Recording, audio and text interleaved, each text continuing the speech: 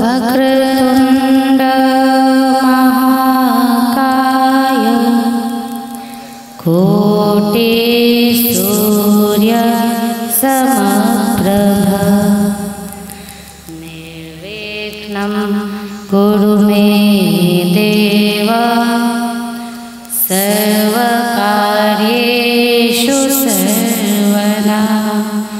श्रीमन्महागणाधिपतये नमः।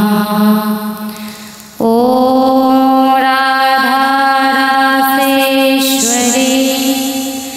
रासवासिनी रसिकेश्वरी कृष्ण प्राणाधिका कृष्ण प्रिया कृष्ण स्वरूपिणी कृष्ण वामांगसंभूता परमानंदरूपिणी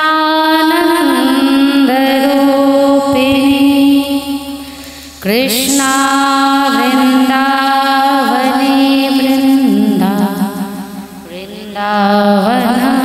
विनोदिनी चंद्रावने चंद्रकांता शरच्चंद्र प्रभानना नामानि तानि साराणि तेषामभ्यन्तराणि च त्वं देवी जगतां माता विष्णुमाया सनातनी कृष्ण प्राणाधिका देवी च कृष्ण प्राणाधिका शुमा कृष्ण प्रेममयी शक्तिः कृष्ण सौभाग्यरूपिणी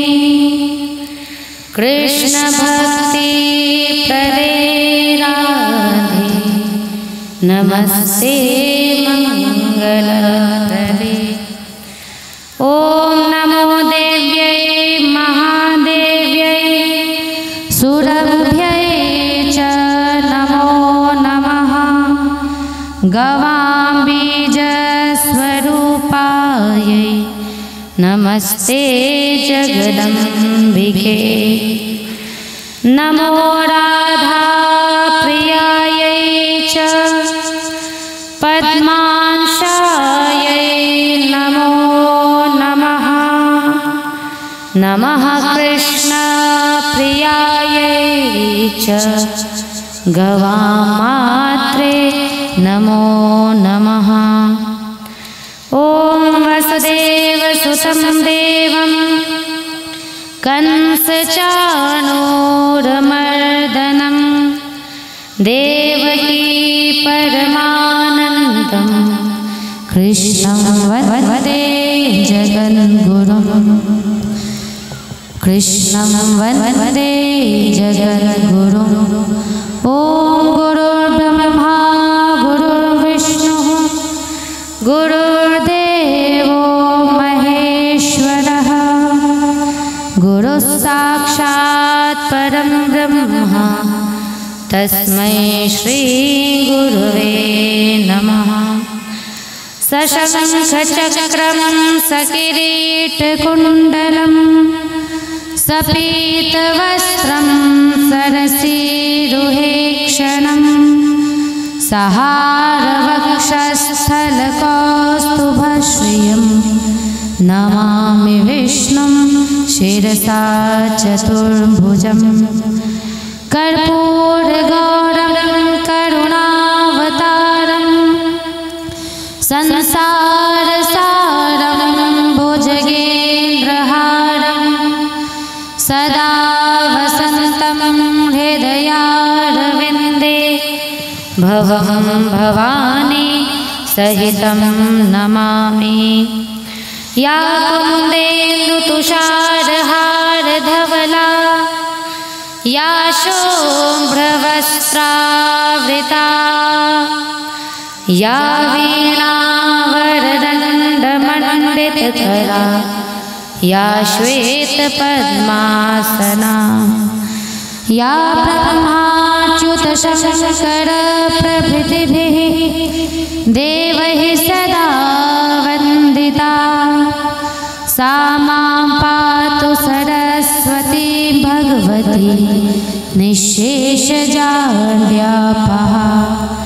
ॐ जयन्ती मङ्गलाकाली भद्रकाली कपालिनी दुर्गा क्षमा शिवा धात्री स्वाहा स्वधा नमोस्तुते।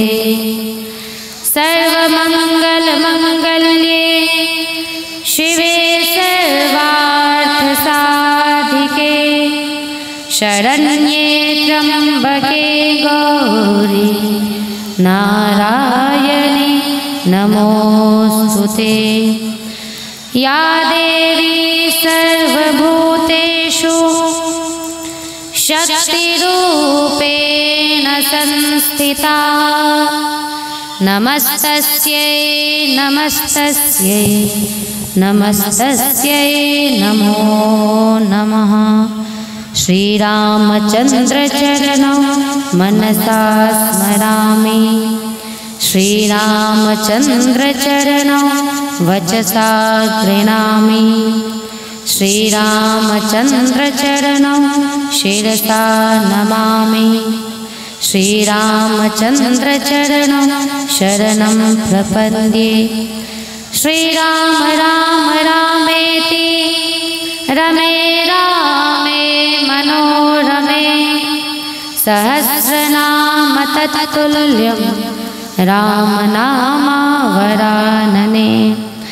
अतुलितबलधामं हेमशैलाभदेहं धनुजवनकृशानं ज्ञानिनामग्रगण्यं सकलगुणनिधानं वानराणामधीशं रघुपतिप्रियभक्तं वातजातं नमामि। हरे कृष्णा कृष्णा कृष्णा हरे हरे हरे राम राम राम हरे हरे। हरे कृष्णा कृष्णा कृष्णा हरे हरे हरे राम राम राम हरे हरे। हरे कृष्णा कृष्णा कृष्णा हरे हरे हरे राम राम राम हरे हरे। जय जय श्री राधेश्याम निताय गौर हरि बोल। श्री सद्गुरुदेव भगवान की जय। सब संतन की जय सब भक्तन की जय भक्त और भगवान की जय। जय जय श्री राधेश्याम। मातृपुर सुंदरी की जय माँ महागौरी की जय गौ माता की जय श्री नरसिंह भगवान की जय। जय जय श्री राधेश्याम। जय जय श्री सीताराम। हर हर महादेव। पवन सुत हनुमान की जय। आइए कुछ देर कीर्तन करते हुए फिर आगे हम कथा के क्रम में जाएंगे। हरे कृष्णा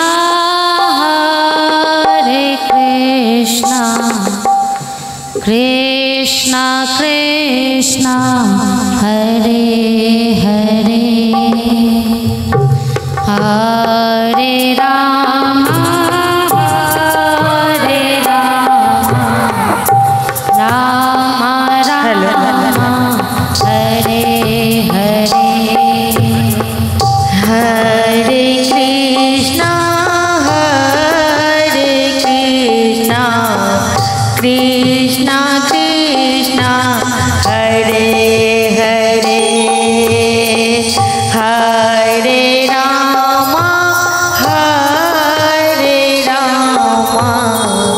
राम राम हरे हरे, हरे कृष्णा कृष्णा कृष्णा हरे हरे, हरे राम राम राम हरे हरे, हरे कृष्णा कृष्णा कृष्णा हरे हरे, हरे राम राम राम हरे हरे, हरे कृष्णा कृष्णा कृष्णा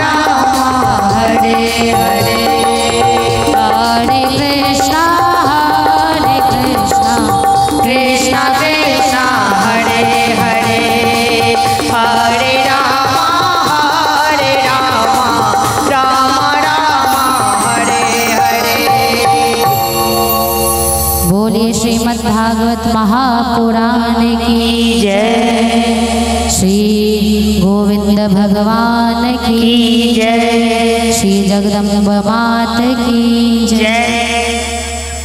आज श्रीमद् भागवत कथा के अंतिम दिवस में हम प्रवेश करने जा रहे हैं और ऐसी मान्यता है कि यदि कोई भी व्यक्ति प्रथम दिवस, द्वितीय दिवस अर्थात पहले से लेकर छठे दिन तक कथा ना सुने, लेकिन यदि वो अंतिम दिन कथा का श्रवण कर लेता है तो उसे संपूर्ण 6 दिनों का कथा लाभ मिल जाता है। इसलिए आप लोग सौभाग्यशाली हैं कि अंतिम दिन कथा में पधारे हैं, लेकिन आपका दुर्भाग्य कब हो जाएगा जब आप आज की अंतिम कथा को छोड़ के चले जाएंगे। क्यों? क्योंकि शास्त्र कहते हैं कि भागवत कथा का जो अंतिम दिवस होता है उसका सारांश में सभी कथाएं, सभी 6 दिनों की कथाएं एक में आ जाती हैं। तो वही फल मिलता है जो 6 दिन आप बैठ के कथा श्रवण में प्राप्त किए। आज माँ भगवती का अष्टम, आज अष्टमी है ना, और आप लोग माताएं बहनें क्या कहते हैं उसको, खोइचा, वहाँ सब खोइचा चढ़े हैं। तो हमारा साथ इस संस्कृत के श्लोक जरूर बाजी कहियो। प्रथमं शैलपुत्री च, बोलिए आप लोग, प्रथमं शैलपुत्री च, द्वितीयं ब्रह्मचारिणी, द्वितीयं ब्रह्मचारिणी, तृतीयं चंद्रघंटेति, तृतीयं चंद्रघंटेति, कूष्मांडेति चतुर्थकं, कूष्मांडेति चतुर्थकं, पंचमं स्कंदमातेति, पंचमं स्कंदमातेति, षष्ठं कात्यायनीति च, षष्ठं कात्यायनीति च, कालरात्रि, सप्तमं कालरात्रीति, सप्तमं कालरात्रीति, महागौरीति चाष्टमं, महागौरीति चाष्टमं, नवमं सिद्धिदात्री च, नवमं सिद्धिदात्री च, नवदुर्गाः प्रकीर्तिताः, नवदुर्गाः प्रकीर्तिताः, उक्तान्येतानि नामानि ब्रह्मणैव महात्मना। अर्थात ये श्लोक, ये मंत्र 9 भगवती के 9 स्वरूप को दर्शाता है। प्रथम दिवस हम माँ कौन सी भगवती की आराधना करते हैं? नवदुर्गा है। तो प्रथम कौन है? शैलपुत्री। आपको पता है शैलपुत्री का तात्पर्य क्या है? शैलपुत्री तो हम सब कहते हैं, शैलपुत्री का अर्थ क्या हुआ? शैल का अर्थ होता है पर्वत और पुत्री का अर्थ है बेटी। जो पर्वत राज हिमालय की बेटी है वो कौन है? शैलपुत्री। अर्थात अभी माता ने जन्म ही लिया है। हाँ, माता के बाल स्वरूप का उस दिन ध्यान करना चाहिए। 9 दुर्गा हम आते तो हैं पूजा करने, लेकिन हमारे ध्यान में माता के वो 9 स्वरूप नहीं रहते। क्यों? क्योंकि हमें पता ही नहीं है ध्यान करना कैसे है। तो आगे अब शारदीय नवरात्र भी आने वाला है। ये नवरात्र तो जाएगा, फिर पुनः आएगा। लेकिन आप लोग ये ध्यान की प्रक्रिया सीखिए कि प्रथम दिन हम कैसे भगवती का ध्यान करें। तो ऐसे ध्यान करना चाहिए कि हे माता, प्रथम आप जन्म लिए हैं, अर्थात प्रकृति ने, जैसे बीज को जमीन में डालिए तो बीज कैसे प्रस्फुटित होता है, थोड़ा सा, कितना सुंदर प्यारा लगता है। ऐसे प्रकृति माँ, ये जगदम्बा माँ अभी प्रकट हुई हैं। किस रूप में? शैल। शैल का अर्थ होता है पर्वत। पर्वत वो एक हमारी प्रकृति में स्तंभ है जहाँ से संपूर्ण जड़ी बूटी, औषधि, यहाँ तक कि गंगा माँ भी निकलती हैं। अर्थात पर्वत से ही हमें सब कुछ मिल रहा है। तात्पर्य क्या है कि प्रकृति ने पर्वत की गोद से हमें दर्शन दिया है।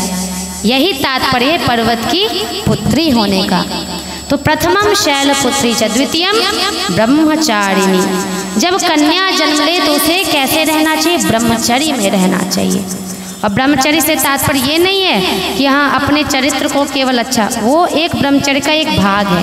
ब्रह्मचर्य से तात्पर्य होता है जब माँ पार्वती भगवान शिव की आराधना करने के लिए गई तो तपस्या उन्होंने किया। तो हर एक व्यक्ति को द्वितीय दिन तपस्या में रहना, द्वितीय ब्रह्मचारिणी, ब्रह्म का आचरण करना चाहिए, ब्रह्म का ध्यान करना चाहिए, यही है द्वितीय ब्रह्मचारिणी। तृतीयम चंद्र घंटेति, तो यहाँ पर विग्रह है समास का। चंद्र घंटायाम यस्या सा आह्लादकारिणी चंद्रमा, अर्थात चंद्र ही जिनके क्या है? घंटा स्वरूप है। जिनकी घंटा में कौन स्थित है? चंद्रमा। जिनकी घंटा में आप लोग जब घंटी बजाते होंगे तो कभी देखा है घंटी का आकार कैसा होता है? देखा है? चंद्राकार होता है। क्यों? क्योंकि घंटी का आकार चंद्राकार ही होना चाहिए। चंद्र घंटा माता को प्रस्तुत करता है। जब भी कभी आप मंदिर जाएंगे तो घंटी टन, तो उसमें से एक वाइब्रेशन निकलता है, वो सुन के ही मन एकदम शांत होता है कि नहीं? तो घंटा जितना बड़ा होता है आप उसको बजाइए तो कुछ देर उस घंटा के गुंज को सुनना चाहिए हमें, जो हमारे मन की चित्त की चंचलता को शांत करता है। तो चंद्रा एवं घंटा, अर्थात चंद्रमा जिनकी घंटा में स्थित हो उन देवी का नाम है चंद्र घंटा। तृतीयम चंद्र घंटेति और कुष्मांडेति चतुर्थकम। कुत्सितः उष्मा कुष्मा, अर्थात कुष्मांडा का देखिए दो अर्थ है। एक तो कुष्मांडा हम फल को कहते हैं, हमारे यहाँ उसको कहते हैं शायद कुम्हर ना, जिसके हम क्या करते हैं वो क्योंकि पशु बलि तो एक हिंसक बलि है, वो तो देना ही नहीं चाहिए, तो हम भगवती को उसके विकल्प में कुष्मांड की बलि देते हैं। तो कुष्मा का अर्थ समझिए क्या है? कुत्सितः उष्मा कुष्मा, गंदी ऊर्जा, गंदी गर्मी, है ना? तो उस उष्मा को जो अपने आपके अंदर से खींच लेती हैं, है ना? कुष्मांडा का तात्पर्य होता है कि वो भगवती जो हमारे अंदर की गंदगी को बाहर निकाल देती हैं, तो वही कौन है? कुष्मांडा। और चतुर्थम कुष्मांडेति। पंचमम स्कंद माता। स्कंद कौन है? स्कंद कौन है? नहीं पता? कार्तिक भगवान है, उनकी माता। अब वो स्कंद एक मातृ स्वरूप में आ गई है। ब्रह्मचारिणी से फिर वो विवाहित हुई, चंद्र घंटा बनी, उसके बाद फिर वो कुष्मांडा, कुत्सित उष्मा को अपने अंदर से और सभी लोगों के अंदर से उन्होंने खत्म कर दिया। अब वो है स्कंद माता, कार्तिक की माता है वो। और उस समय ये ध्यान करना चाहिए कि हम सब की मातृ स्वरूप वही भगवती है। षष्ठम कात्यायनी च, और कात्यायनी भगवती जो हमारे सभी सिद्धियों को प्रदान करती हैं। महर्षि कात्यायन के आश्रम पे जो प्रकट हुई थी वही जो सभी सिद्धि प्रदान करने वाली है। इस प्रकार महागौरी चाष्टमम, आज सप्तमम कालरात्रि थी। अब कालरात्रि बन के जो दुष्टों का संहार करती है वो 7वां दिवस है, और कल आज 8वां दिवस है। कौन सा? महागौरी। जब हमारे अंदर का राक्षस मर जाता है ना तो प्रकट कौन होती है? महागौरी, जो हमें ऊर्जा प्रदान करती है, सात्विक ऊर्जा प्रदान करती है। इसलिए आप देखेंगे आज अष्टमी के दिन लोग जागरण करते हैं, निशा पूजा होता है। क्यों? निशा पूजा से तात्पर्य होता है कि ये जो अंधकार है बाहर जो दिख रहा है और हमारे अंदर जो बैठा हुआ है वो हमारे भीतर से चला जाए, इसलिए हम रात्रि में जागरण करते हैं। जागरण का तात्पर्य क्या है? अपने आप को देखना, जागृत होके समझना कि हमारे भीतर क्या क्या अंधकार बैठा हुआ है। जब अपने अंधकार को हम निशा पूजा से मिटा देते हैं तब प्रकट कौन होती है? सिद्धिदात्री।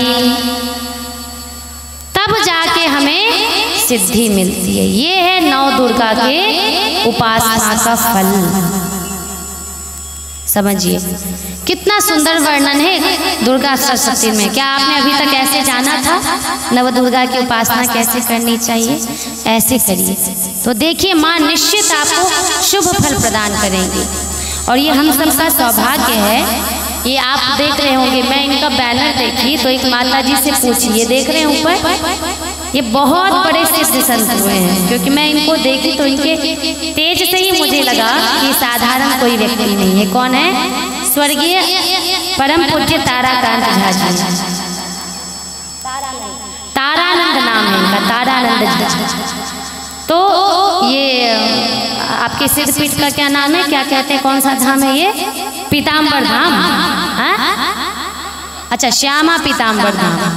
तो मैंने एक माता जी ने मुझे बताया कि ये जो तारानंद बाबा हैं बहुत सिद्ध पुरुष थे, और इनको एक भगत जी ने ये भूमि दान की थी। तो ये वहाँ ये अपना घर बनाने की बजाय सोचे कि क्यों ना इस समाज में एक भगवती की स्थापना की जाए, भगवती के मंदिर की स्थापना की जाए। और ये स्थापना हुई भगवती के मंदिर का, और शायद 5 वर्ष पूर्व उनका स्वर्गवास हुआ है। तो जिन्होंने, कहा जाता है ना कि कृतम जानाति यह सकृतज्ञः, जिन्होंने इस भूमि की स्थापना की है, हमें उनका स्मरण जरूर करना चाहिए। सोचिए वो हम सबके लिए कितना सात्विक वातावरण बना के गए हैं। हाँ, कि हर चैती दुर्गा में, अच्छा शारदीय नवरात्र में भी करते हैं आप लोग या चैती में? अच्छा, तो चैत्र नवरात्र में, अच्छा भगवती की कृपा होगी तो दोनों नवरात्र होगा क्या? तो चैत्र नवरात्र में इतना सात्विक वातावरण जिन्होंने हमें दिया, हमें उनका भी नमन करना चाहिए। तो बोलिए तारानंद बाबा की जय। उनको हम हृदय से वंदन करें, नमन करें। और मैंने सुना कि उन्होंने ही दुर्गा पूजा के साथ श्रीमद् भागवत कथा का प्रारंभ करवाया। क्यों? क्योंकि उनके हृदय की अभिलाषा थी कि भगवती के पूजा के साथ साथ लोग भगवती के स्वरूप को भी समझें। लोग केवल मेला समझ के यहाँ पर ना आए, इसलिए उन्होंने कथा का क्यों आयोजन करवाया? उनका एकमात्र लक्ष्य था कि जब लोग आएंगे पूजा के बहाने तो सत्संग में बैठेंगे, उनके अंदर जो अज्ञान रूपी अंधकार है उसका नाश होगा। और वो नाश होके क्या होगा? तब वो भगवती के पूजा का सही तात्पर्य समझ पाएंगे। तो हम सबका सौभाग्य है कि ऐसे भी सिद्ध पुरुष हमारे, अभी तो हमारे बीच नहीं है, लेकिन सुना उनकी अर्धांगिनी है, तो मुझे तो उनका दर्शन का सौभाग्य प्राप्त हुआ नहीं। आप लोग जरूर कीजिएगा, क्योंकि क्या होता है ना कि अभी धीरे धीरे कलयुग बढ़ रहा है, और कलयुग में तो लोग माता पिता के किए को नहीं स्वीकार कर पाते हैं। हाँ, उन माता पिता को ही घर से बेघर कर देते हैं, उनका सम्मान नहीं करते हैं।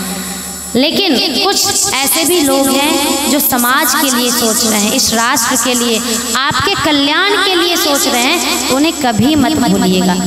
अगर उन्हें कहते हैं ना, भगवान ने कहा था ना कि अम्बरीश राजा की कहानी आप लोगों ने सुनी, यदि भक्त को भूल के कोई केवल भगवान की उपासना करे तो भगवान प्रसन्न नहीं होते हैं।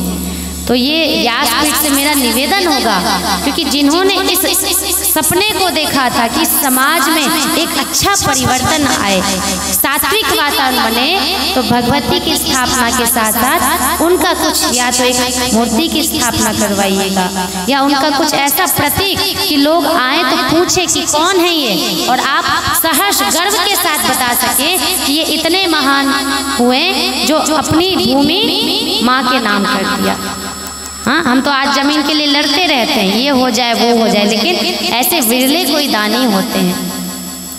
तो इसी क्रम में हम जाने थे कि, और सबसे बड़ी बात देखिए, माता का जो जगराता होता है ना, बहुत सुंदर ये इन लोगों ने भजन गाया। आज मेरा भी निवेदन है कि आप लोग, क्योंकि भगवान ने भगवत गीता में कहा है वेदानाम साम वेदोस्मि। हाँ, कितने वेद हैं? कौन कौन से? ऋग्वेद और यजुर्वेद, तीसरा सामवेद, चौथा अथर्ववेद। तो वेदानाम सामवेदोस्मि, देखिए चारों वेद अपनी जगह बहुत महत्वपूर्ण है, लेकिन पता है ना भगवान ने क्या कहा? वेदानाम सामवेदोस्मि, अर्थात मैं वेदों में है, हे अर्जुन मैं सामवेद हूँ। क्यों? क्योंकि उसमें गायन है। तो बिना संगीत के, कहते साहित्य संगीत कला विहीना साक्षात पशु पुच्छ विषाणहीना। जो व्यक्ति साहित्य संगीत कला के बिना होता है तो समझिए वो एक पशु मात्र है। तो हमें इस बात का ध्यान देना चाहिए कि संगीत, जैसे मैंने कहा, बहुत सुंदर सुंदर है, जैसे जय जय भैरवी। तो आज आप लोग प्रयास कीजिएगा इस भजन को हम गाएं। कौन सा? मुझे तो गाना आता नहीं है, लेकिन जब मैं देखती हूँ कि जो बड़े बड़े भक्त हुए, चाहे वो मीराबाई हुई हो, संत रैदास हुए हो, सूरदास हुए हो, हरिदास हुए हो। हरिदास जी की कहानी पता है आप लोगों को? हरिदास जाति से मुस्लिम थे। तो उन्होंने भगवान को, मतलब कहते ना कि प्रीत न जाने रीति। इसके बाद क्या हुआ, हरिदास जी ने अपने सनातन धर्म को अपना लिया।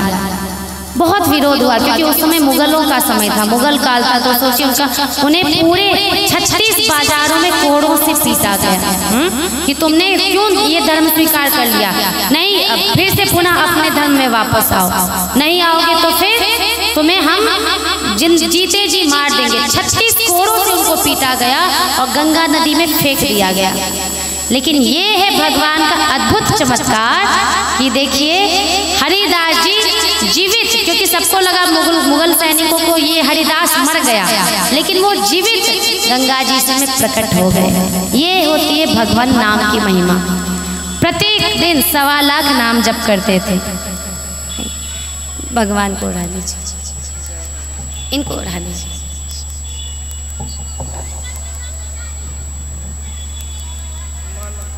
ठीक है। प्रतिदिन भगवान नाम का वो जप करते थे और उसकी ये महिमा थी कि 36 बाजारों में उनको कोड़ों से पीटा गया, फिर भी वो जो हैं उनको घाव तो लगा, लेकिन वो जीवित हो गए। हाँ, जीवित वापस आ गए। और हरिदास जी के सबसे बड़े पुत्र, सबसे बड़े शिष्य हुए तानसेन, आप लोग जानते होंगे। हाँ, तो तान से माता जी की इच्छा है कि मैं ओढ़ी लूँ, तो चलिए ओढ़ी लेते हैं। ठीक, बीच कथा संगीत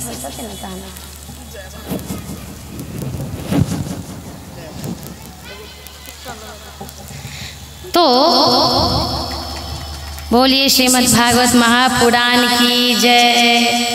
धन्यवाद। लेकिन देखिए, ये आप अपनी प्रसन्नता के लिए करते हैं, लेकिन आप सच पूछिएगा तो पता है मेरी प्रसन्नता किसमें है? ये तो एक वस्त्र है। हाँ जी जी जरूर। तो ये एक वस्त्र है, मैं मानती हूँ कि आप अपनी प्रसन्नता इस वस्त्रों से, दान इत्यादि से करते हैं, लेकिन सच बताओ मेरी प्रसन्नता इसमें नहीं है। कहा जाता है ना, जिससे आप प्रेम करें आप उनसे पूछें कि आप क्या चाहते हैं। कभी आपने मुझसे पूछा कि आज अंतिम दिवस है, आप क्या चाहती हैं? हाँ, सचमुच अगर मुझसे इतना भी आप लोगों को प्रेम हुआ है, हाँ थोड़ा भी लगा हुआ है, फिर देखिए मैं तो 7 दिन कटुवानी आप लोग को बोलती रही, इसके लिए क्षमा प्रार्थी हूँ। हाँ, किसी को मेरी वाणी से कुछ भी ऐसा लगा हो तो मैं क्षमा प्रार्थी हूँ, लेकिन मेरे से अगर आप पूछेंगे कि आप क्या चाहती हैं, हम आपको क्या दे सकते हैं, तो मैं झोली फैला के आप लोगों से यही दान मांगती हूँ। अपने अंदर के जो भी दुराचार है, कोई एक दुर्गुण यहाँ समर्पित कर दीजिए। हाँ, अगर आप प्रभु जी लोग तंबाकू खाते हैं, किसी भी नशा का सेवन करते हैं, चाहते हम नशा छोड़ना चाह रहे हैं, तो यहाँ उसको समर्पित, मैं बहुत प्रसन्न हो जाऊंगी। ये सबसे बड़ा दान होगा अगर आप नशा का त्याग करेंगे। माताएं, अगर आपके अंदर कुछ लगता है मेरे अंदर ये दुर्गुण है, तो सब क्योंकि कहते हैं ना, रेत तोड़ा मन दर्पण कहलाए, भले बुरे सारे कर्मों को देखे और दिखाए, तोड़ा मन दर्पण कहलाए। तो अगर ऐसा कुछ मेरी प्रसन्नता चाहते हैं, तो मैं यही चाहूंगी कि इस कथा से कुछ ना कुछ आपके जीवन में इतना भी परिवर्तन आया ना, इतना भी, तो मैं समझूंगी ये कथा सफल हो गई। इसलिए अब चाहे मैं दोबारा आऊँ या ना आऊँ, वो तो भगवान की मर्जी, लेकिन बस क्योंकि देखिए ये जो बाबा है ना, वो बस इसी संकल्प से इस जगह की स्थापना किए थे कि समाज में एक अच्छा परिवर्तन हो। लोग इंसान का इंसान में हो भाईचारा, आपस में संगठित होके रहें। इतने मतलबी बन गए हैं आजकल कि सामने दुर्घटना हो जाती है, गौ माता एक्सीडेंट पड़ी रहती है, हाँ कराहती रहती है, कोई उनको उठाने नहीं जाता। उनकी छोड़ी मनुष्य भी पड़ा रहता है तो कोई उसको उठाने नहीं जाता। सब अपनी दुनिया में इतने व्यस्त हो गए हैं। तो हम इंसान से धीरे धीरे पशुता की ओर। मैं क्या बोलूँ, कभी कभी मुझे इतना रोना आ जाता है आंखों से। खैर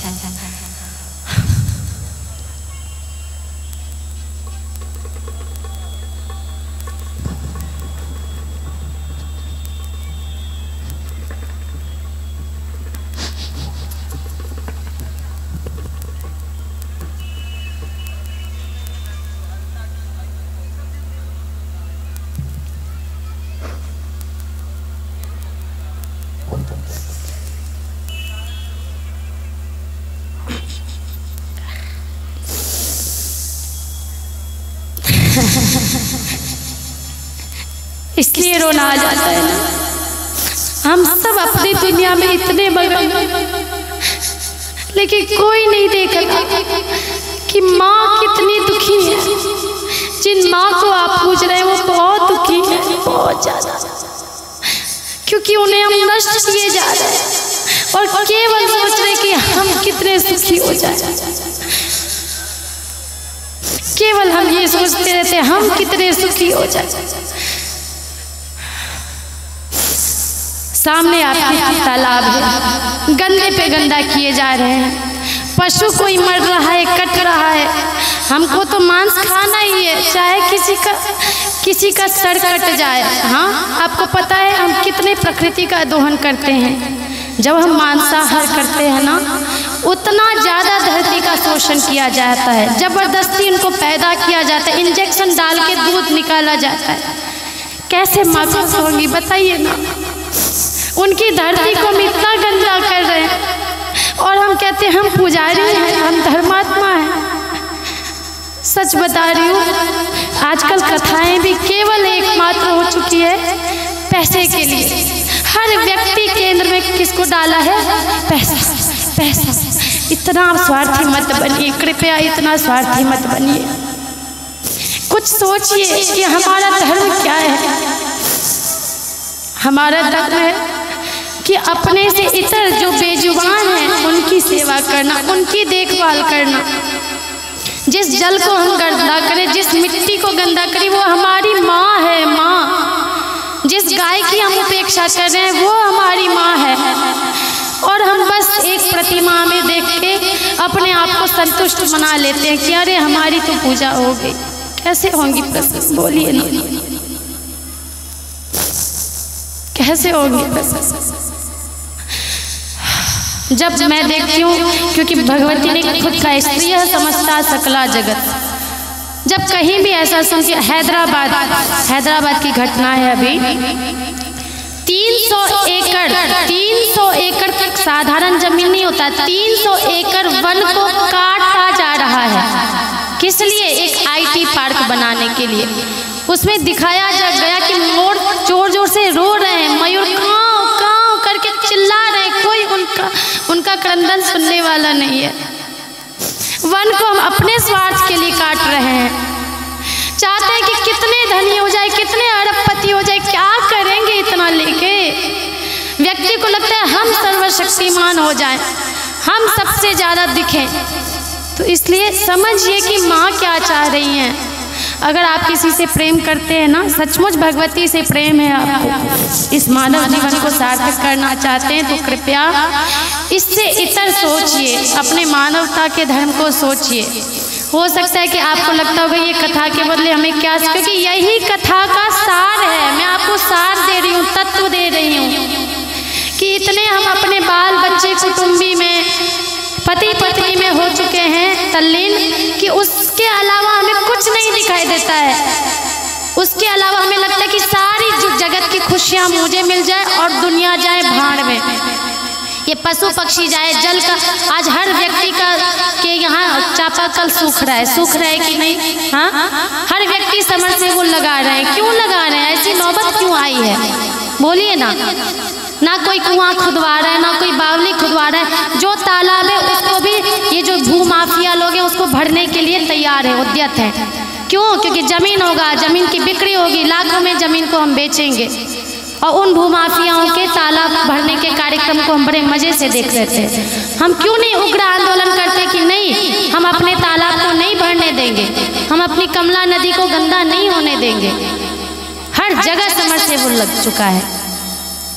तो ये समझिए कि जब माँ चंडिका अपने चंडी रूप में आएंगी ना, तो वो इसलिए नहीं आएंगे कि हम वो दूसरे का संहार, हमारा संहार करेंगे।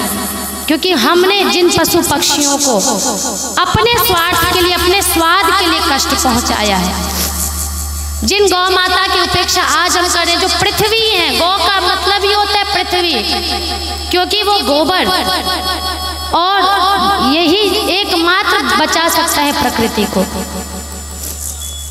इसलिए बहुत आवश्यक है कि हम कथा के तत्व को समझें। इसलिए थोड़ा भी यदि मेरी वाणी आपके हृदय तक पहुंची है तो कृपया आज से अपने जीवन को परिवर्तित कीजिए। सर्च कीजिए कि मैं कहाँ मदद कर सकता हूँ, कहाँ मैं मदद कर सकती हूँ, ऐसे इन्वायरमेंट से मैं कैसे जुड़ सकती हूँ। तो इसी क्रम में हम श्रीमद् भागवत कथा में जान रहे थे कृष्ण रुक्मिणी के विवाह के विषय में। उससे पहले आप ये तो सब चले गए, भजन नहीं करना, थोड़ी देर बात करेंगे। हाँ, अभी गवा दो। तो आइए थोड़ा भजन सुन लेते हैं। हले हले नहीं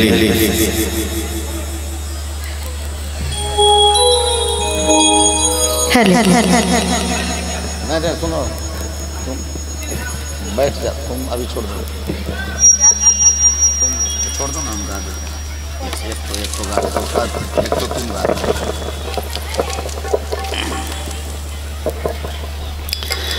बोली वृंदावन बिहारी लाल की जय, बोलिए सच्चे दरबार की जय।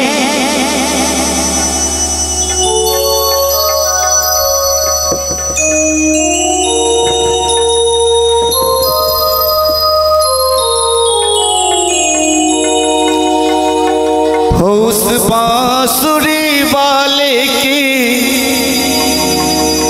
उस बांसुरी वाले की गोदी में सो जाऊं। और ये लाइन गाना है सारे भक्तों को। उस बांसुरी वाले की, लीले घोड़े वाले की गोदी में सो जाऊं।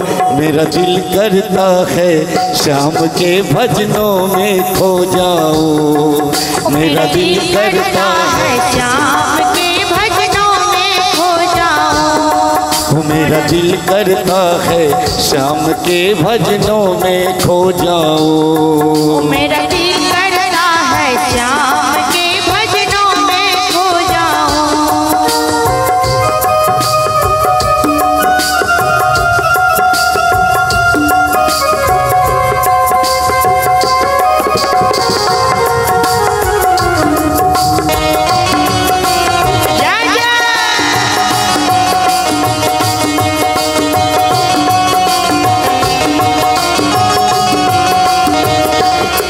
देखी दुनिया दीवानी, ये मतलब की मस्तानी। देखी दुनिया दीवानी, ये मतलब की मस्तानी। बिन मतलब रुख ना जोड़े, यहाँ नित नित नई कहानी। बिन मतलब रुख ना जोड़े, यहाँ नित नित नई कहानी। किस किस को छोड़ूं बाबा, ओ किस किस को छोड़ूं बाबा, किस किस को अपनाऊं। और सारे भक्त को लाइन तो याद हो गई होगी कि मेरा दिल करता है श्याम के भजनों में खो जाऊं। एकदम दोनों हाथ उठा के और एक साथ गाना भी है। मेरा दिल करता है श्याम के भजनों में खो जाऊं। मेरा दिल करता है श्याम के भजनों में खो जाऊं। उस बांसुरी वाले की, लीले घोड़े वाले में सो जाओ। मेरा दिल करता है श्याम के भजनों में खो जाऊं। मेरा दिल करता है श्याम के भजनों में खो जाऊं।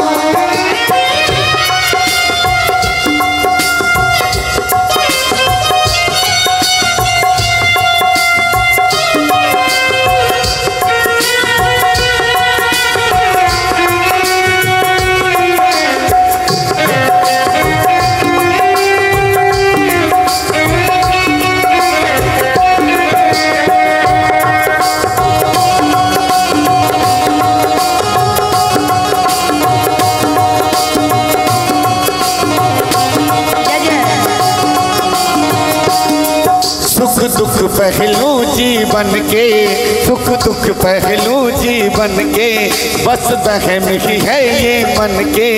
सुख दुख पहलू जीवन के, बस बहम ही है ये मन के। कोई हंसता है कह कह के, कोई सह से के तन तन के। कोई हंसता है कह तन के, कोई हंसता है तन तन के। जीवन की पहेली उलझी, जीवन की पहेली हो,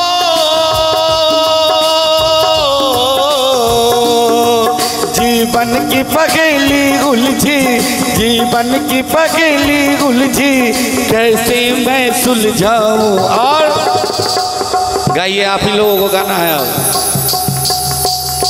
हो मेरा दिल करता है शाम के, आप ही को गाना है, आवाज आनी चाहिए जोर से। मेरा दिल करता है उस बांसुरी वाले की, उस बांसुरी वाले की गोदी में सो जाऊं। मेरा दिल करता है शाम के भजनों में खो जाऊं। मेरा दिल करता है श्याम के भजनों में खो जाऊं। मेरा दिल करता है शाम के भजनों में खो जाऊं। मेरा दिल करता है श्याम के भजनों में खो जाऊं। उस बांसुरी वाले की, उस बांसुरी वाले की गोदी में सो जाओ। मेरा दिल करता है श्याम के भजनों में खो जाऊं। मेरा दिल करता है श्याम के भजनों में खो जाऊं। ओ मेरा दिल करता है श्याम के भजनों में खो जाऊं। बोल वृंदावन बिहारी लाल की, बोल राधे रानी की। श्रीमद् भागवत महापुराण की जय। कल कृष्ण रुक्मणी जी का विवाह हुआ और आज रुक्मणी जी के गर्भ से प्रद्युम्न महाराज का जन्म होता है। ये प्रद्युम्न कोई और नहीं, साक्षात कामदेव हैं। क्योंकि हम सब ने जाना था, आप सबको ये कथा पता होगी कि जब पार्वती जी महादेव को प्राप्त करने के लिए तपस्या कर रही थी, तो सती, क्योंकि उनकी सती भी वही है, पार्वती भी वही है, तो सती के वियोग में महादेव ने अखंड तपस्या का निश्चय कर लिया था। उन्होंने सोचा था कि अब मैं नेत्र खोलूंगा ही नहीं। तो ऐसा करके महादेव तपस्या में लीन हो गए। उस समय क्योंकि ये हम सब जानते कि तारकासुर ने महादेव से वरदान मांगा था कि हे प्रभु, आपके पुत्र से हमारा वध हो। क्योंकि महादेव ने ये संकल्प ले लिया था कि मुझे विवाह करना ही नहीं है, तो तारकासुर को ऐसा लगा कि महादेव तो विवाह करेंगे नहीं, तो फिर पुत्र तो होना असंभव है। इसलिए असुर लोग हमेशा कुछ ना कुछ छल कपट करते हुए ऐसा वरदान मांगना चाहते हैं जिससे कि वो अमर हो जाए। अमर क्यों हो जाए? वही पृथ्वी का दोहन करने के लिए, सबको सताने के लिए, है ना। तो ऐसी बात नहीं कि इसी कलयुग में ऐसे लोग हैं, ऐसे असुर हैं। असुर अनादिकाल से आते चले आ रहे हैं। असुरत्व मतलब क्या? जो केवल अपनी सर्वशक्तिमत्ता चाहे, है ना, और उसके कारण ना जाने कितने बेजुबानों को मार दे, काट दे, वही असुर है। तो ऐसे ही तारकासुर अपनी सत्ता पूरे त्रिलोकी में स्थापित करने के लिए उसने क्या किया, महादेव से ऐसा वरदान मांग लिया जो अब असंभव लग रहा था किंतु वही माँ आदि शक्ति पार्वती के रूप में जन्म ली थी और उन्होंने महादेव की तपस्या उनको प्राप्त करने के लिए किया।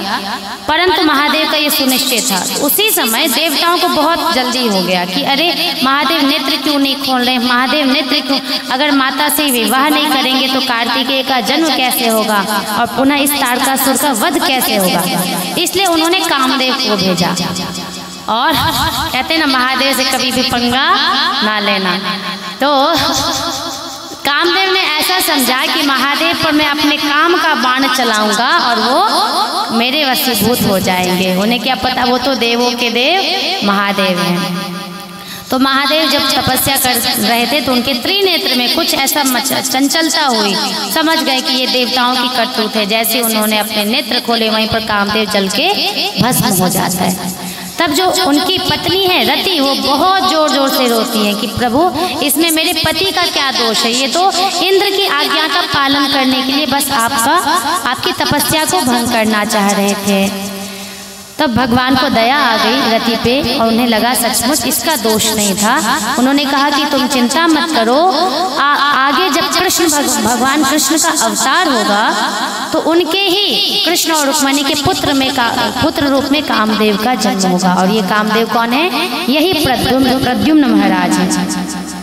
तो पुनः एक कथा है कि शंबरासुर उनको ले जाता है, फिर उनकी पत्नी सुतिका गृह से ले जाते हैं, फिर पत्नी उनका लालन पालन करती है, उनको सभी विद्याएं सिखाती है, फिर उन्हें पूर्व का स्मरण कराती है। तो अपने पत्नी के साथ फिर वो आते हैं अपने महल में। अब आगे स्यमंतक मणि की कथा है।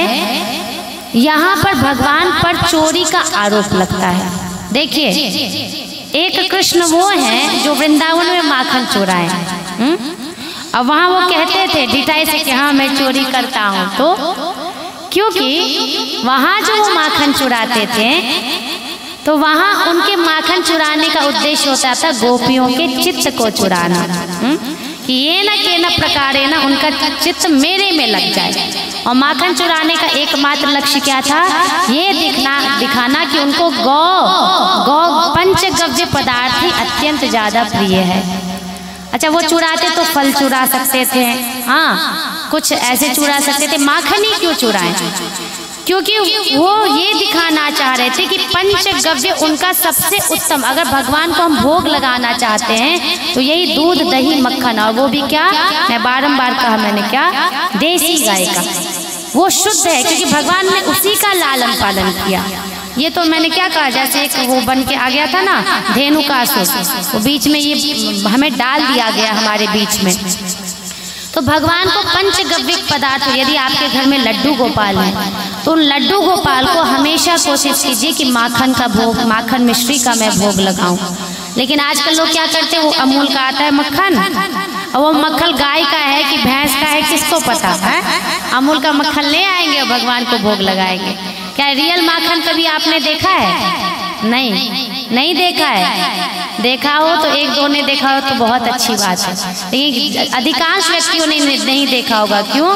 क्योंकि है ही नहीं, देशी गाय की उपलब्धता ही नहीं है। इसलिए बारंबार मैंने कहा, इस प्रकृति को यदि बचा सकती है तो एकमात्र देसी गौ माता, उनसे जो घी और जो मक्खन प्रकट होता है वही असल में भगवान को भोग लगता है, वही शुद्ध माना जाता है।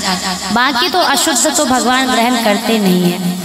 तो यहाँ जो माखन चोरी हो रही थी वो एक गौ के प्रति भक्ति भावना, सेवा दिखाने के लिए। यहाँ भगवान पर झूठा आरोप लगा। वहाँ भगवान कोई सफाई नहीं देते थे जब माखन चोरी करते थे इसलिए। तो एक बार क्या हुआ, सत्राजित जो द्वारका का ही एक निवासी धनी व्यक्ति है, वो सूर्य का बहुत बड़ा उपासक था। तो सूर्य भगवान ने प्रसन्न होके उसको एक मणि दी। उस मणि का नाम क्या था बताइए ना? अभी बोला था, जोर से बोलिए। हैं? स्यमंतक मणि। क्या नाम था मणि का? स्यमंतक मणि।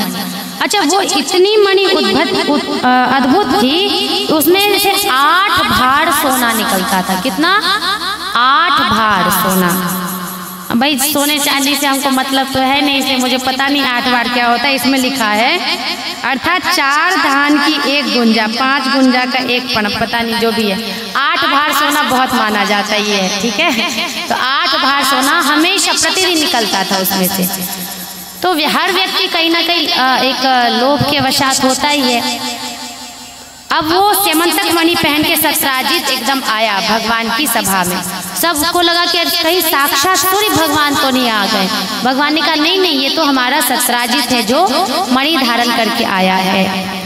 अब यहाँ पर सत्राजित का भाई प्रसेन था, वो चला गया वही मणि धारण करके शिकार खेलने।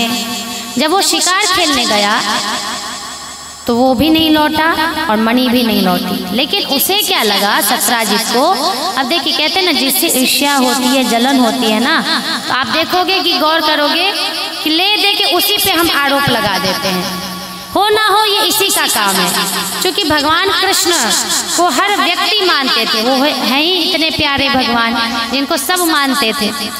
तो सत्राजित को भगवान से थोड़ी ईर्ष्या भी थी कि कृष्ण को इतना क्यों प्यार किया जाता है, मुझे क्यों नहीं किया जाता। मैं भी तो कृष्ण के जैसा बड़ा सुंदर हूँ, बलवान हूँ, फिर भी लोग कृष्ण को इतना प्रेम क्यों करते हैं।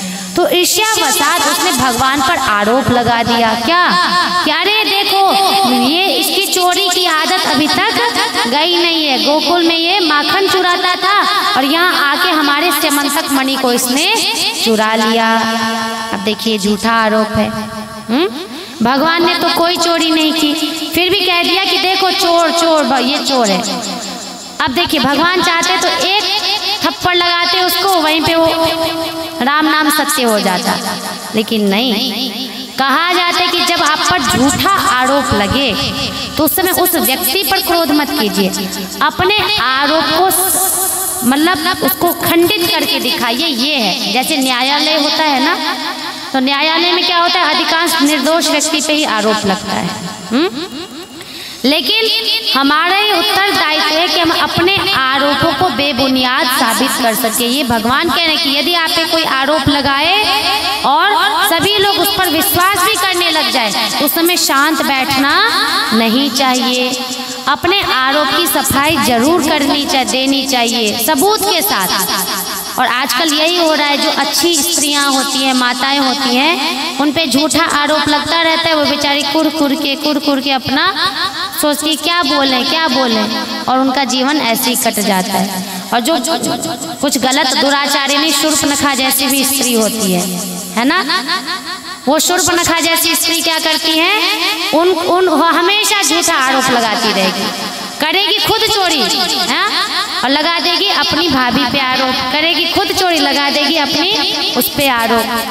तो करना क्या चाहिए, अगर आप पे झूठा आरोप लग रहा है उसे सिद्ध कीजिए कि नहीं मैं आरोपी नहीं हूँ। ये भगवान प्रेरणा दे रहे हैं। उस समय मौन होके नहीं बैठना चाहिए।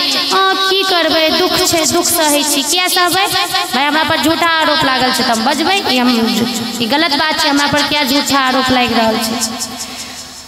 तो भगवान यहाँ सोचिए उस स्यमंतक मणि को ढूंढते ढूंढते अपने सैनिकों के साथ गए और जाके देखते हैं क्या कि एक शेर के पंजे का चिन्ह देखते हैं जब वो वन में जाते हैं। और उसके साथ जैसे कि कोई शेर किसी इंसान को घसीटता हुआ जाए तो 2 पैरों के भी निशान दिखते हैं घसीटा हुआ, और पंजे का भी चिन्ह दिखाई देता है। तो जाते जाते भगवान देखते हैं क्या कि वो तो प्रसेन मरा हुआ है और मणि कहाँ है, मणि भी गायब है, ठीक है। और देखते कि सामने शेर भी मर गया। अरे वाह, शेर ने प्रसेन को मारा, लेकिन शेर को किसने मारा, शेर ने प्रसेन को मारा, शेर को किसने मारा, तो जिसने शेर को मारा होगा वही मणि लेके गया होगा। तो ढूंढते जाते हैं, एक बड़ी सी गुफा में जाते हैं। वहां देखते हैं कि एक सुंदर स्त्री उस मणि के साथ खेल रही है, हाँ बच्ची की तरह उसको ऐसे कर रही है। तो कहते कि हे युवती, आप ये मणि मुझे दे दो, ये आपके खेलने की वस्तु नहीं है।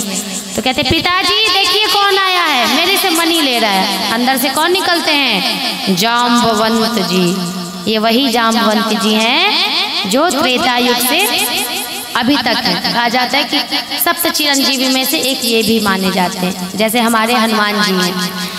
तो जामवंत जी आते कहते कि देखो पुरुष तुम जो भी हो, अगर तुम्हें ये मणि लेना है तो मेरे साथ युद्ध करना पड़ेगा। कहते ठीक है कीजिए युद्ध, क्या दिक्कत है। बहुत दिनों तक युद्ध चला, बहुत दिनों तक युद्ध चला, बहुत सारा रक्तपात हुआ, मृत्यु किसी की नहीं हुई, जैसे घाव बहने लगता है, इधर हाथ कट गया, इधर ये हो गया।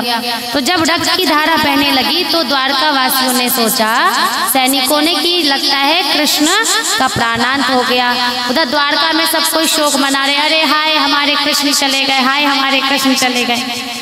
जब युद्ध समाप्त ही नहीं हो रहा था तो भगवान फिर अपने स्वरूप में प्रकट हो। जामवंत जी समझ जाते हैं कोई और नहीं, मेरे ही राम है, मेरे वो प्रिय राम जिनके साथ में हमेशा उनके युद्ध कला में, उनके युद्ध के साथ में खड़ा रहता था। जामवंत जी उनको प्रणाम करते हैं और क्षमा याचना करते हुए कहते हैं कि इस क्षमा के बदले मैं चाहता हूं कि मैं अपनी पुत्री को आपको सौंपूं, क्योंकि हे राम ये मेरी उसी समय अभिलाषा थी, लेकिन आज इस द्वापर युग में आप सबको अपनाने के लिए आए हैं। राम ने केवल एक स्त्री को अपनाया, कौन? सीता। लेकिन उस राम अवतार में भी बहुत सारी स्त्रियां चाहती थी कि यही मेरे पति हों। तो उस अभिलाषा को पूर्ण कब किया भगवान ने? कृष्ण अवतार में। भगवान की कितनी पत्नियां थी? 16,000 रानी, 108 पटरानी। ठीक है। और फिर भी पता है कृष्ण को क्या कहा जाता है? ब्रह्मचर्य योगेश्वर कहा जाता है। सोचिए क्यों? क्योंकि हम यदि एक ही स्त्री में पूर्ण आसक्त हो जाएं, हाँ, पूर्ण काम विकार को आने दें और उसी में लगे पचे बसे रहें, तो वो सबसे बड़ा कामी पुरुष माना जाता है, सबसे बड़ा वो गृहस्थी में आसक्त माना जाता है। लेकिन भगवान के कभी भी अपनी प्रसन्नता के लिए किसी के साथ विवाह नहीं किया। भगवान अभी तक आप देखेंगे कि भगवान किसी को प्रपोज नहीं किया है, अभी तक किसी को नहीं। हाँ, सबने भगवान को प्रपोज किया, सभी स्त्रियों ने इनको किया भगवान को, हे स्वामी, क्योंकि वो परब्रह्म है और वही जगत पति है। हम सबके पति भी एकमात्र कौन है? कृष्ण है। इसलिए अब जैसे कि अब अभी लेकिन क्या हो गया वातावरण, उनको लगता है कि अरे हम करेंगे, और इसकी का दुष्परिणाम देखिए। जब स्त्री शरीर में आसक्ति होती है तो व्यक्ति प्रेम का मतलब समझ जाता है शरीर का भोग। हाँ, और अगर वो स्त्री मना कर दे तो उस पे तेजाब फेंक देना, हाँ, उसके साथ गलत करवा देना। कितना ज्यादा अभी बेटियों पे अत्याचार होता है। क्यों? अपनी स्वेच्छा से विवाह भी नहीं कर सकती हैं। स्वेच्छा से तात्पर्य मैं ये नहीं कह रही हूँ, ध्यान दीजिए, फिर ये मर्यादा का अतिक्रमण होगा। स्वेच्छा से तात्पर्य कि यदि लड़की संस्कारी होती है तो वो संस्कारी पति को ही चुनेगी। नहीं तो आजकल खबर आप देखते हैं कि पति होने के बावजूद भी किसी और से प्रेम और पति को ड्रम में पैक कर दिया। हाँ, बहुत गलत बात, बहुत गलत बात है ये। वो भारत की स्त्री अब कहाँ गई? हाँ, जो सती अनुसुईया इतनी पतिव्रता थी कि ब्रह्मा विष्णु महेश को छोटे छोटे बालक के रूप में रख दी। ऐसी पतिव्रता स्त्रियों का ये भारत भूमि है। लेकिन गलती कहाँ है? मैं बारंबार कहूंगी, आजकल ऐसे पति भी तो नहीं हो रहे हैं। सती अनुसुईया के पति कौन है? बताइए नाम उनका, किसी को पता है? सती अनुसुईया के पति का नाम कौन बताएगा? बोलिए ना। नहीं पता है? तुलसी है? तुलसी तो स्त्री का नाम हुआ। ना ना ना, गौतम ऋषि गलत है। गौतम ऋषि नहीं, अत्रि मुनि है। कौन है? अत्रि मुनि है। ठीक है। गौतम ऋषि की पत्नी तो अहिल्या है, भूल गए क्या? गौतम ऋषि की पत्नी कौन है? अहिल्या, जो रामावतार में जिनकी कथा आती है। और अत्रि की पत्नी है अनसुईया। तो जो वही पतिव्रता अनसुईया जो अपने पातिव्रत्य धर्म, लेकिन पति भी कौन है? वो ऋषि मुनि जो हमेशा ब्रह्म के ध्यान में तल्लीन रहते हैं, जो गौ सेवा करते हैं। आपको पता है हर ऋषि मुनि के पास गाय हुआ करती थी। आज कहीं भी चले जाइए, आश्रम में बड़ी बड़ी बिल्डिंग रहेगी लेकिन गौ माता का दर्शन देखने को नहीं मिलेगा। हैं? तो हर के पास गाय, यज्ञ और वृक्ष, ये तीन होते ही होते थे। तो इसलिए बहुत आवश्यक है कि अगर पति भी भोगी स्वभाव का है तो आपकी पत्नी भी भोगी बनेगी ही बनेगी। आप कहेंगे कि हम तो भोगी बनेंगे, हम इधर उधर करेंगे, तो क्या वो आपका संस्कार उसके अंदर नहीं आएगा? वो भी भोगी बनेगी। इसलिए आवश्यक है, पति यदि संयमित हो तो पत्नी भी संयमित रहेगी, पत्नी संयमित हो तो पति को भी संयमता में वो ला देगी। किसी एक को तो बनना पड़ेगा जो धर्म में अपने दाम्पत्य जीवन को लगाए, नहीं तो फिर तो यही घटना देखने को मिलेगी। वो उसको मार रहा है ना, पति पत्नी को जान से मार रहा है, पत्नी पति को जान से मार रही है ना। पतित पति और उल्टा स्त्री उत्पन्न होगी ही होगी इस समाज में, अगर बुद्धि भोग प्रधान होगी। और यदि बुद्धि योग प्रधान होगी तो निश्चित ही देखिए, दाम्पत्य जीवन का एक से एक उदाहरण है, आदर्श उदाहरण है। सत्यवान सावित्री का ले लीजिए, हाँ, नल दमयंती का ले लीजिए उदाहरण। नल दमयंती की कथा बहुत सुंदर है। नल दमयंती का ले लीजिए, सत्यवान सावित्री का उदाहरण ले लीजिए, अत्रि अनसुईया का उदाहरण ले लीजिए। इतने आदर्श दाम्पत्य जीवन है, हम उसको पढ़ें और उसको जीवन में उतारें। तो इस प्रकार जामवंती से विवाह करके भगवान अपने महल में जाते हैं। उसके बाद अन्य विवाहों की भी कथा है। एक बार कालिंदी भी भगवान की पटरानी है। अर्जुन के साथ जब भगवान जाते हैं यमुना के तट पे, तो वो देखते हैं कि एक स्त्री जो है वो बहुत तपस्या में लीन होके नाम उच्चारण कर रही है। ओम श्री कृष्ण शरणम मम, श्री कृष्ण शरणम मम, श्री कृष्ण शरणम मम, श्री कृष्ण शरणम मम, श्री कृष्ण शरणम मम, श्री कृष्ण शरणम मम। इस प्रकार अहर्निश वो नाम जप कर रही हैं और तपस्या में लीन है। तो भगवान बोले अर्जुन से जाके, हे अर्जुन पूछो ये क्यों इतनी तपस्या कर रही हैं? तो कहती हैं, अहम देवस्य सवितुर्दुहिता पतिमिच्छति विष्णुं वरेण्यं वरदं तप परमं आस्थिता। हे अर्जुन, मैं भगवान सूर्य देव की पुत्री कालिंदी हूँ जो कृष्ण को एकमात्र पति के रूप में वरण करना चाहती हूँ। देखिए यहाँ भगवान नहीं गए, फिर यही प्रार्थना करिए पति के रूप में भगवान का। तो पति के रूप में वरण करना चाहती हूँ, तो भगवान कहते हैं वेलकम। फिर भगवान उनसे भी विवाह करते हैं और अपने महल में उनका राजोचित स्वागत करवाते हैं। अब आगे एक भौमासुर नाम का बहुत खतरनाक असुर था जो चाह रहा था कि 16,000 कन्या 16,100 कन्याओं को उसने बंदी बनाया था। क्यों? उसने सोचा था सबसे एक साथ एक दिन विवाह करके मैं सबका भोग करूंगा। और जो स्त्री को शरीर रूप से भोग समझ के उसको पत्नी बनाता है वो भौमासुर है। सुन लीजिए, अगर कोई भी व्यक्ति विवाह इसलिए करता है कि मुझे भोग